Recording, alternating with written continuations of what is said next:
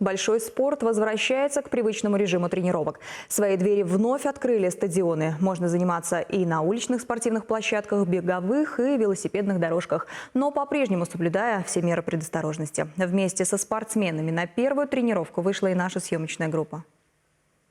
Режим самоизоляции стал серьезным испытанием для всех россиян. И чтобы оставаться в форме, многие активно занимались дома. Сложнее было профессиональным спортсменам. Тренироваться в домашних условиях им было непросто, рассказывает Екатерина Ишова, победительница и призер чемпионатов России. Однако со всеми сложностями удалось справиться. Я бы не сказала, что это приятная ситуация, это ковид, но справились. Я думаю, спортсмены ответственные люди и занимались дома самостоятельно. Можно было тренироваться на улице, в парке.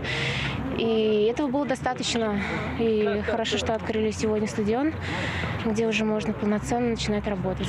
Гораздо сложнее пришлось тем, кто специализируется на прыжках в длину и высоту, толкании ядра и других дисциплинах, где полноценные тренировки возможны только в условиях стадиона. Как признаются спортсмены, техническая часть у них пострадала, и сейчас каждый прикладывает максимум усилий для того, чтобы в сентябре на чемпионате России по легкой атлетике, который в этом году вновь пройдет в Чебоксарах, показать достойный результат. Стадион «Олимпийский» будет работать без выходных. Уже составлен специальный график тренировок, который не допустит большого скопления спортсменов. Тут собрались лучшие спортсмены нашей республики, и, соблюдая режим самоизоляции, они под руководством своих тренеров, наставников проводят уже первые тренировки. Я вижу, у них глаза горят. На открытом воздухе разрешены индивидуальные занятия физической культурой и спортом. Ограничения пока сохраняются для групповых тренировок. По-прежнему еще закрыты для посещения фитнес-центры, спортзалы и бассейны. Дарья Паскарюк, Владимир Синдеев, Вести, Чувашия.